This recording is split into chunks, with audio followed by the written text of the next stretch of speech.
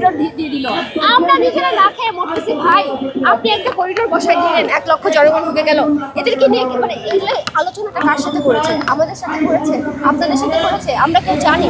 কিছু জানি না। একটার পর একটা ঘটনা বাংলাদেশে ঘটে যাচ্ছে এবং লস হচ্ছে কাদের? আমাদের সাধারণ মানুষের, সাধারণ জনগণের। আমরা কষ্ট করতেছি। ওই দোকানদার আঙ্কেল এসে তো আপনাদের সাথে কথা বলতে পারবে না, চান্স দিবেন না, আপনারাই চান্স দিবেন না। ভাই আপনি কি বলবেন? আমরা একটা ব্যানারে যখন এসে আপনাদের সাথে কথা বলি তখন আপনারা আমাদের কথা শোনেন। আমি যদি নিরাজ সাহেবের লেখক এসে আপনাদের সাথে কথা বলতাম, শুনতেন? শুনতেন না। আমি এনসিপির ব্যানারে এসে যখন কথা বলছি আপনারা সেটা শুনছেন। সুতরাং জনগণের প্রতিনিধিত্ব আমরা করছি। আমরা প্রতিনিধি বা আমাদের কোনো ব্যক্তি সাধন করার জন্য আমরা কথা বলছি না। আমি আবারও বলছি, আগেও বলেছি, আমরা শুধুমাত্র জনগণের ভালো চাই, জনগণের প্রতিনিধিত্ব করতে চাই, জনগণের জন্য কাজ করতে চাই। আদার সাইডকেও বলবো, আপনারাও জনগণের জন্যই করেন, যা কিছু করেন জনগণের জন্যই করেন। একটা পরিবর্তন ঘটান।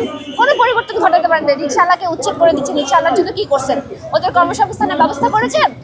কিছু তো করেন নাই।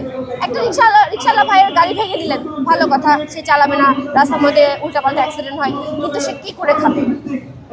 তার ব্যবস্থা করেছেন? বিদেশ থেকে যে টাকা পয়সা আসে সেই টাকা পয়সার ভাগ কি সাধারণ মানুষ পায়? সেটা নিয়ে কাজ করেছেন? কত বিষয়বস্তু আছে কাজ করার। এই একটা বিষয় মানে শুরু করলে শেষ হবে না। এই সমস্ত কিছু সব কিছু আমরা হয়তো পারবো না, কিছুটা আমরা করতে চাই, কিছুটা আমরা রিফরমেশন, আমি বলতে যেটা মানে কিছুটা জনগণের ভালো করতে চাই, এরপরে জাতীয় নির্বাচন করতে চাই।